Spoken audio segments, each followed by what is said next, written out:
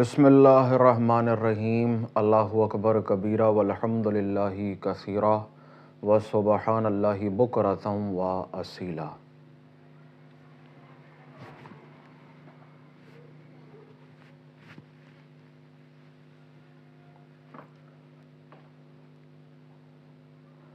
آج کا جو میرا موضوع ہے وہ ٹھیک ہے، ہمارا ایک موضوع تو ہے ہی ہے، لیکن میں سمجھتا ہوں کہ تربیت کا ایک سلسلہ ہے۔ اپنے اس چینل کے اوپر جہاں میں نے وظائف، عملیات اور دیگر چیزوں پر بات کی ہے، وہاں میں نے پوری کوشش یہ بھی کی ہے کہ تربیت کی بھی کوئی بات کی جائے، ذہن سازی کی بھی کوئی بات کی جائے، اور ایسی باتیں، ایسے خیالات آپ کو دیے جائیں جس سے آپ کو اپنی ذات کے اندر بہتری محسوس ہو۔ آج جو میرا موضوع ہے وہ تربیت بھی ہے، موضوع بھی ہے، گفتگو بھی ہے، اور آپ سے بات چیت کرنا بھی ہے۔ آج جو میں آپ سے بیان کرنے جا رہا ہوں وہ ہے تمام دکھوں سے نجات حاصل کرنے کا طریقہ۔ ہر انسان کی زندگی کے اندر کوئی نہ کوئی دکھ سکھ جو معاملہ ہے وہ ضرور ہوتا ہے۔ کسی کو کسی معاملے کی وجہ سے دکھ ہے، کسی کو روزگار کا معاملہ ہے، کسی کو کاروبار کا معاملہ ہے، کوئی اپنا گھر لینا چاہتا ہے، کسی کو نکاح کا مسئلہ ہے، شادی نہیں ہو رہی ہے، کہیں اولاد کا معاملہ ہے۔ اگر آپ انسانی زندگی کا مشاہدہ کریں تو معاملات، دکھوں کی ایک لمبی فہرست موجود ہے۔ تو آج جو ہم بات کرنے جائیں گے وہ دکھوں سے نجات کا طریقہ ہے، وہ بھی کس طرح۔ یہ عنوان ہو گیا ہمارا، اور بنیادی طور پر جو بات میں آپ سے کرنے جا رہا ہوں وہ تربیت کا حصہ ہے۔ آپ اس بات پر غور و فکر ضرور اختیار کیجئے گا۔ اللہ تبارک و تعالیٰ نے انسان کی فلاح کے لیے اس پورے نظام قدرت کو یا نظام کائنات کو ترتیب دیا۔ اگر آپ اس کا مشاہدہ کریں تو کوئی بھی چیز ایسی نہیں ہے جس میں کوئی خامی، جس میں کوئی کمی پیشی آپ کو محسوس ہو۔ وہ انسان کا ظاہر ہو، وہ انسان کا باطن ہو، مالک نے ہر چیز کو بے مثال کر کے بنا دیا، اور یہاں تک بنا دیا کہ کوئی اس پہ کتنا ہی غور و فکر اختیار کر لے وہ کبھی اس میں کسی کمی پیشی کو محسوس نہیں کر سکے گا۔ یہاں تک کہ آپ مشاہدہ کر لیں آسمان کا، زمین کا، پہاڑوں کا، ان درختوں کا، چرند پرند کا، یہ تمام چیزیں جو ہیں اللہ تبارک و تعالیٰ نے انسان کی فلاح کے لیے، انسان کی خیر و بھلائی کے لیے پیدا کی ہیں۔ اور انہی باتوں کا ذکر قرآن مجید کے اندر اللہ تبارک و تعالیٰ نے سورہ رحمان کے اندر بار بار اس بات کو کہا ہے۔ میں اس آیت کا مفہوم پیش کر رہا ہوں کہ تم اپنے رب کی کون کون سی نعمتوں کو جھٹلاؤ گے۔ اگر آپ اس نعمتوں کا شمار کرنا چاہیں تو وہ نعمتیں جو ہیں وہ بے شمار ہیں، ان کا کوئی شمار نہیں کیا جا سکتا۔ اب بات آتی ہے دکھوں کی، رنج غم کی، جو ہماری زندگی کا حصہ ہے۔ اور اگر ہمارے زندگی کے اندر سے یہ دکھ، رنج و غم ختم کر دیے جائیں، کچھ بھی باقی نہ رہے، تو میں آپ کو کہوں گا کہ آپ کی زندگی کے اندر ایک خلا پیدا ہو جائے گا۔ کیوں کہ دکھ اور سکھ جو ہے وہ ایک دوسرے کی ضد ہیں۔ اگر آپ کو جیسے خوشی اور غم ہے، اگر ان دونوں میں سے کوئی ایک کیفیت جو ہے وہ آپ پر لازم ہوگی، یا تو آپ خوش ہوں گے یا آپ غمگین ہوں گے، دونوں میں سے کوئی ایک بات ضرور ہوگی۔ اگر بالفرض غم کو آپ کی زندگی سے بالکل نکال دیا جائے، کہیں کہ غم ہو ہی نہ، تو پھر خوشی کا وجود جو ہے وہ بھی ختم ہو جائے گا۔ کیوں کہ آپ کے پاس اس کیفیت کو فرق محسوس کرنے کا دوسرا حصہ موجود ہی نہیں ہے۔ بالکل اسی طریقے سے میں ایک مثال اور دے دوں، جیسے صبح اور شام ہے، یہ انسان کے لیے بڑی نشانیاں ہیں۔ سورج کا طلوع ہونا، سورج کا غروب ہونا، اندھیرے کا چھا جانا۔ اگر بالفرض دن اور رات جو لفظ ہیں، جو کیفیات ہیں، جو زمانے ہیں، وہ ایک دوسرے کی نفی ہیں، ایک دوسرے کی ضد ہیں، اگر اس میں سے ایک کو ختم کر دیا جائے تو دوسرا خود بخود ختم ہو جائے گا۔ کیوں؟ وہ اس وجہ سے کہ اگر بالفرض ہم مثال کے طور پر بات کریں کہ صبح ہی ہے، کبھی رات ہوگی نہیں، تو پھر صبح کا وجود بھی ختم ہو جائے گا۔ کیوں کہ ہمارے پاس اس چیز کو فرق محسوس کرنے کے لیے کوئی دوسری چیز موجود ہی نہیں ہے۔ بڑی ہی نکتے والی بات ہے، اگر آپ اس پر غور و فکر اختیار کریں تو ہر چیز، ہر کیفیت جو ہے وہ اپنی ضد کی وجہ سے قائم ہے۔ نیکی اور بدی اپنی ضد کی وجہ سے قائم ہے، یا تو بدی ہوگی یا تو برائی ہوگی یا نیکی ہوگی۔ اگر نیکی نہیں ہے تو پھر برائی کا وجود بھی ختم ہو جائے گا، کیونکہ ہمارے پاس دوسری اور کوئی کیفیت محسوس کرنے والی ہے ہی نہیں، باقی نہیں ہے۔ ہمارے لیے ایک ہی حالت موجود ہے جس کو ہم کہیں گے کہ جی صرف خوشی ہے، اب خوشی کے بعد دوسری کوئی چیز ہے ہی نہیں۔ تو اللہ تبارک و تعالیٰ نے انسان کی زندگی کو، انسان کی نفسیات کو، اس کے معاملات کو دیکھتے ہوئے ہی تمام نظام کو مرتب کیا ہے۔ یا تو خوشی کی کیفیت ہوگی یا غم کی کیفیت ہوگی، یا تو آپ اس کے بہت شکر گزار بندے ہوں گے یا پھر آپ ناشکر انسان ہوں گے، دونوں میں سے کوئی کیفیت ضرور ہوگی۔ اگر ایک کا وجود ختم کر دیں تو دوسرا چیز کا بھی وجود خود بخود ختم ہو جائے گا۔ یہ بنیادی بات ہے، اسے سمجھنے کی کوشش کیجئے گا۔ تو دکھوں سے نجات کا طریقہ آخر ہے کیا؟ بنیادی طور پر ہم انسان اپنی چیز کو جو ہے وہ بڑی اہمیت دیتے ہیں۔ جو معاملہ، جو مسئلہ میرے ساتھ ہے، میرے نزدیک اس کی اہمیت بہت زیادہ ہوتی ہے۔ کیوں؟ کہ میں نے اسے محسوس کیا ہوتا ہے۔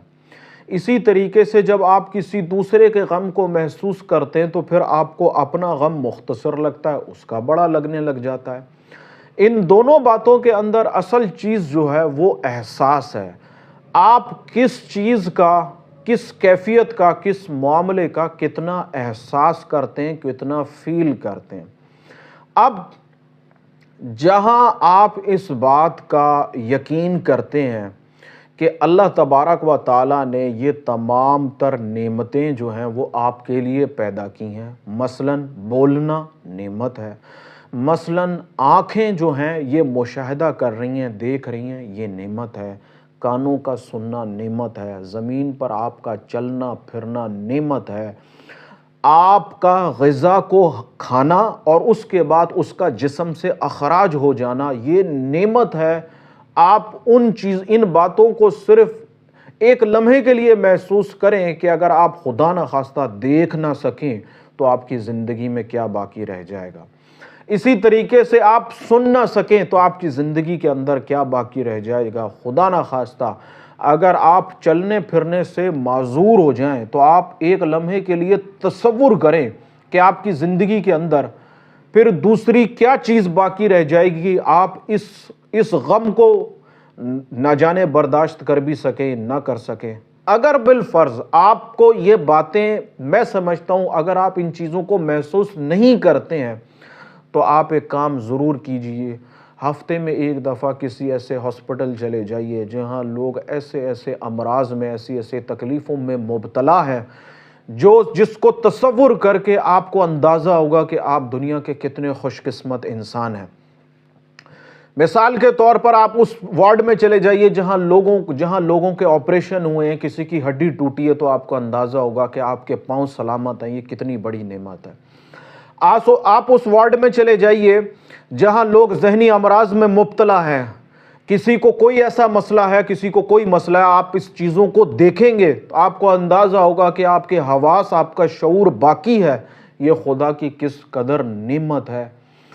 یقین جانیے اگر آپ سچے دل کے ساتھ اس بات کا اقرار کر لیں، اس بات کو تسلیم کر لیں، مان لیں، الفاظی طور پہ نہیں بلکہ عملی طور پر، کہ میرے مالک جو اس تمام تر جہانوں کا، اس ارض و سما کا، اس کون و مکان کا جو مالک ہے، اس نے میرے ساتھ زندگی میں جو کچھ بھی معاملہ ہوا، چاہے وہ غریبی ہو، غربت ہو، تکلیف ہو، دکھ ہو، رنج ہو، غم ہو، میں اس پر بھی مالک کا شکر ادا کرتا ہوں۔ سچے دل کے ساتھ اس کی اس رضا پر راضی ہوتا ہوں۔ میں آپ کو یہ بات دعویٰ کرتا ہوں، دعوے سے کہتا ہوں کہ جیسے جیسے آپ کے اندر شکر گزاری کا جذبہ بڑھے گا، آپ کے اندر آپ اس بات پر آ جائیں گے، اس بات کو مان لیں گے کہ میرے رب نے جو کیا وہ درست کیا، بے شک وہ اس نے میرے لیے جو سوچا اس سے بڑھ کر بہتر اور کچھ نہیں ہے۔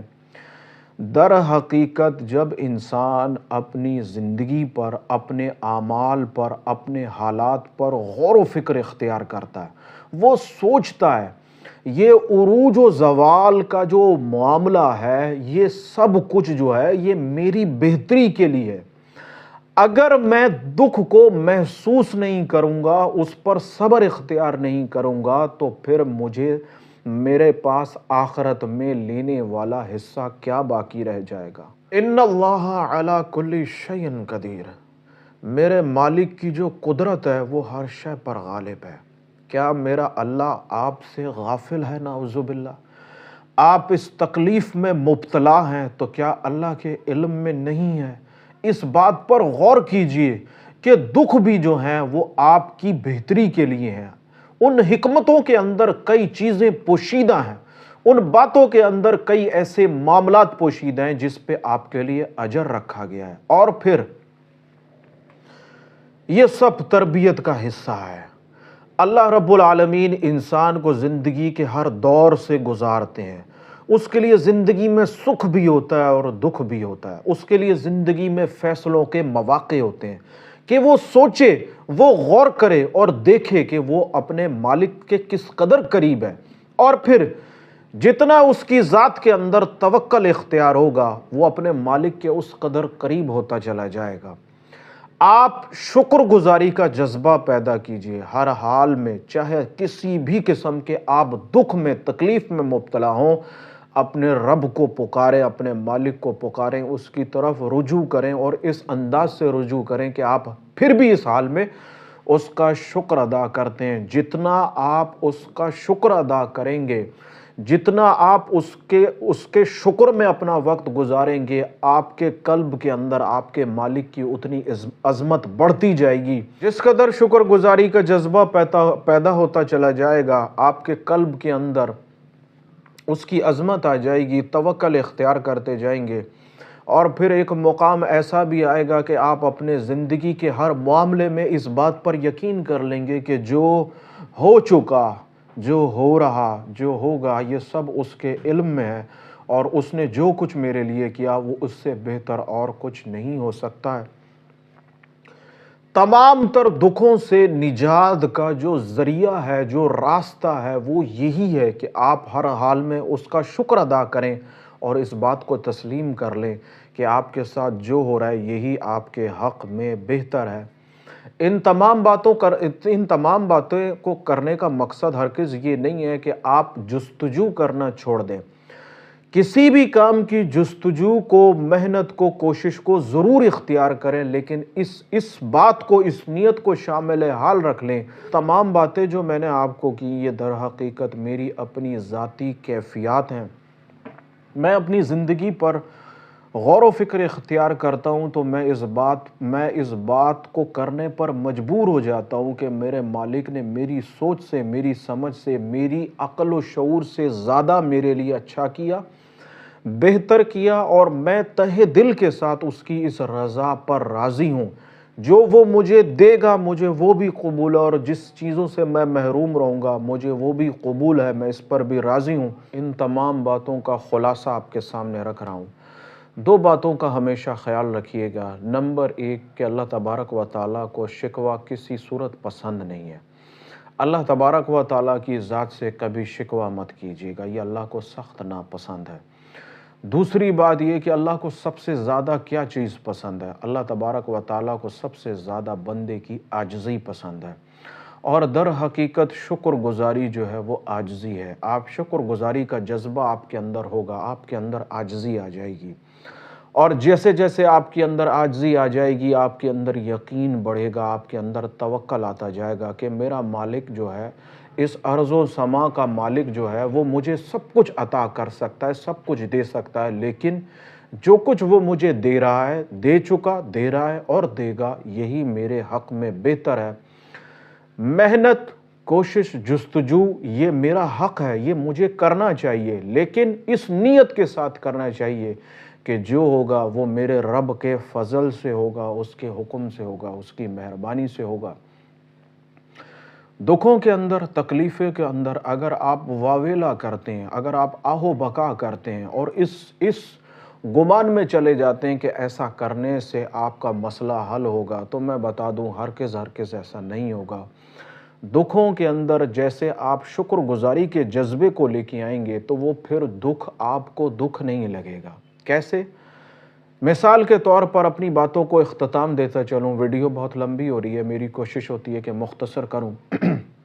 مثال کے طور پر اگر کسی آپ کے پیارے کا، کسی عزیز کا انتقال ہو جائے اور اس انتقال پر آپ آہ و بکا کریں تو اس آہ و بکا کرنے سے کچھ حاصل نہیں ہوگا۔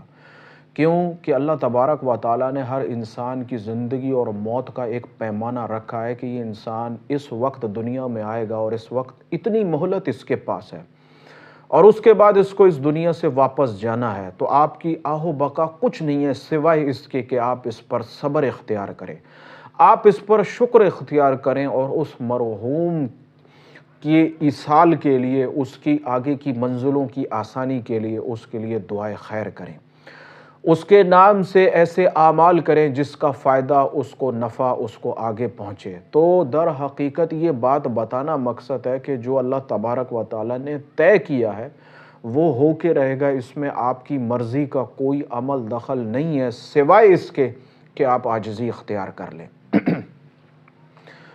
تو تمام دکھوں کا جو معاملہ ہے در حقیقت یہ آپ ہی کی بھلائی ہے۔ اگر آپ کی زندگی سے دکھ، رنج و غم ختم ہو جائیں تو کیسی حد تک میں کہوں گا کہ آپ کی زندگی سے سب کچھ ختم ہو جائے گا۔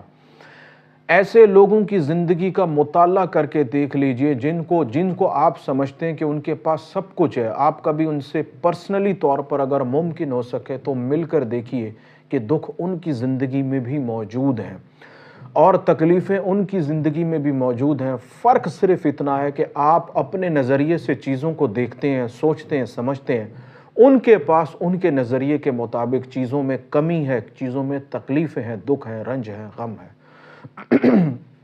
تو کوشش یہ کیجئے، اگر آپ تصوف کے مسافر ہیں، اگر آپ روحانیت کے راستے پہ چلنے والے انسان ہیں تو کوشش یہ کیجئے کہ ہر حال میں اس کا شکر ادا کیجئے، ہر حال میں اپنی زندگی پر غور و فکر کیجئے۔ آپ کی زندگی ہی آپ کے لیے آپ عملی نمونہ ہے کہ آپ اس پہ غور و فکر اختیار کریں گے، آپ اس بات کو سمجھیں گے کہ آپ کی زندگی کے اوپر اس نے کئی پردے رکھے ہوئے ہیں، آپ کے معاملات کے اوپر اس نے کئی پردے رکھے ہوئے ہیں۔ اگر وہ پردوں کو ظاہر کر دے تو آپ کسی کو شاید منہ دکھانے کے لائق نہ رہیں۔ ہم انسانوں کے ایسے پوشیدہ گناہ بھی موجود ہوتے ہیں، اس سے کوئی بری نہیں ہے، اس میں بھی شامل ہوں، اس میں آپ بھی شامل ہیں۔ تو یہ اس کا کتنا بڑا کرم ہے، کتنی بڑی مہربانی ہے، باوجود اس کے کہ وہ ان چیزوں پر قادر ہے پھر بھی اس نے ہمارے عیبوں پہ پردے ڈال کے رکھے ہیں۔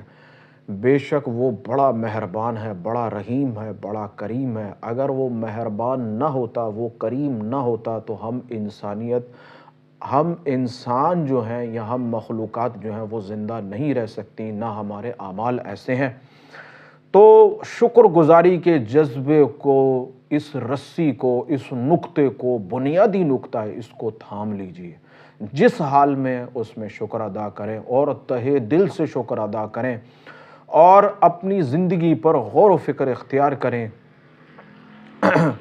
یہ ٹوٹی پھوٹی باتیں ہیں، کوشش کی کہ آپ کو بتاؤں، آپ کو سمجھاؤں، کچھ مثالیں دیں۔ اگر اس میں کوئی نقطہ، کوئی کمی پیشی رہ گئی ہو تو میں اللہ تبارک و تعالیٰ کی بارگاہ میں توبہ کا طلبگار ہوں۔ کوئی ایسی بے ادبی ہو گئی ہو، اللہ تبارک و تعالیٰ مجھے معاف فرمائے، ان ٹوٹی پھوٹی باتوں کو شرف قبولیت عطا فرمائے، ان باتوں پر مجھے خود بذات خود بھی عمل کرنے کی توفیق عطا فرمائے۔ اللہ تبارک و تعالیٰ آپ کو بھی عمل کرنے کی توفیق عطا فرمائے۔